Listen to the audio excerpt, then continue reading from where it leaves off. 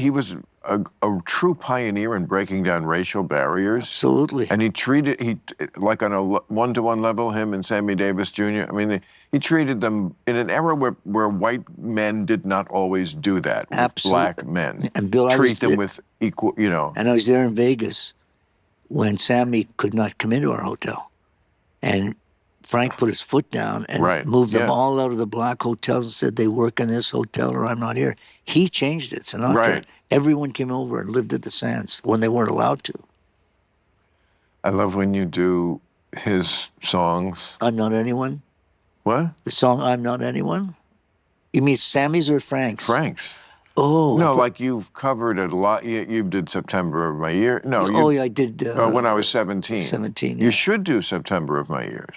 I'm thinking about it. I'm looking at it right there. I've got an arrangement on my piano. But lyrically, it's, I look at my whole gig when I do it, and I try to not repeat lyrics. I don't want to get into it's very similar to when I was 17. And when I was 17, I'd rather do it 17. But the song I wrote, Pivoting, for Sammy Davis, I thought you saw it in the doc. That's one of the most important songs to me that I've written, and that I cherish, called I'm Not Anyone. And he and I do it together on stage. But that was a real moment for me, writing that for Sammy, because he was the most talented guy of all of us. And even Frank would agree. That man was something. When you look at Prince, or you look at Mars, all these kids today, even Michael, they're all copying the moves of Sammy Davis and James Brown and Jackie Wilson. But Sammy was the guy. I'd sit off stage, Bill, and watch him. It was remarkable what he did. He was an incredible guy. Yeah, I mean, that's in the George Jacobs book. That even Frank thought that. That's correct. And that Ava, he was so talented. Ava, he said, I kind of had a crush on him. On Sammy? Yeah. A lot of women did. Yeah. he scored big time, Sammy. But that's the one. But Frank didn't want to hear that, though.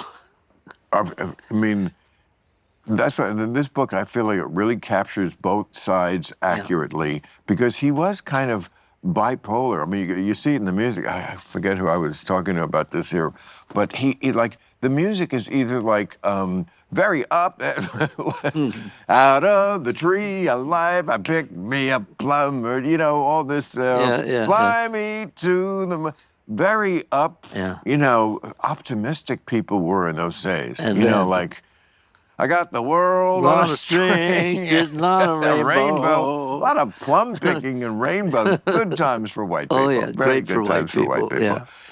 Or it's 2:45. No one in Pass me a gun. I'll shoot Ava myself left with me. Well, when he sit in the bar, we used to sit with him.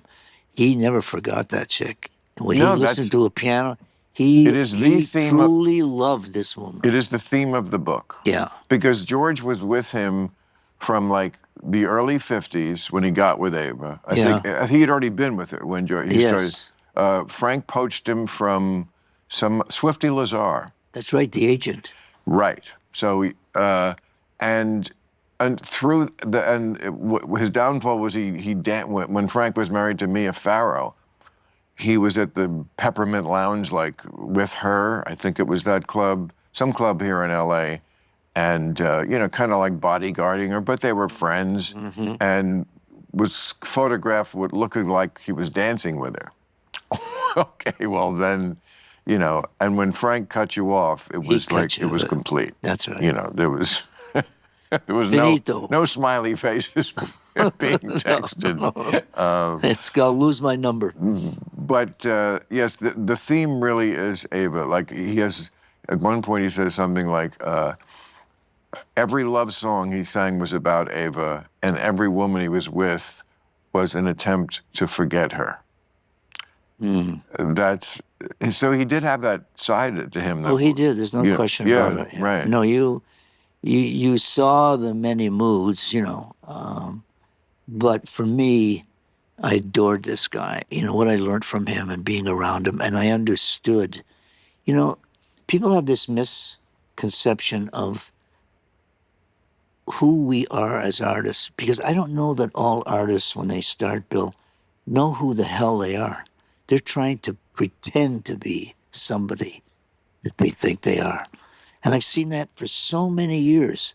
You know, most of us came from modest backgrounds. You get on this kind of journey of success, and all you're saying to yourself is, will I ever get smart enough to deal with it? Find out who I am? You know, and I see that in so many. Really? Oh, Are you absolutely. talking about yourself? Well, I was trying to find out who I was in the beginning. Up to what age? I think it started breaking through when I was around 22. I stared believing and Oh. getting a grasp on who and what I was about. Yeah. Wow, that was way before I got a clue. 22? Well, you were in comedy. I was in music. Yeah, You know, right. I started at 13. No, you right. I mean, no, you. I mean, I can't imagine what it's like to have worldwide fame when you're that age. Because, Oh, well, it's a huge obligation and challenge. I was all over the world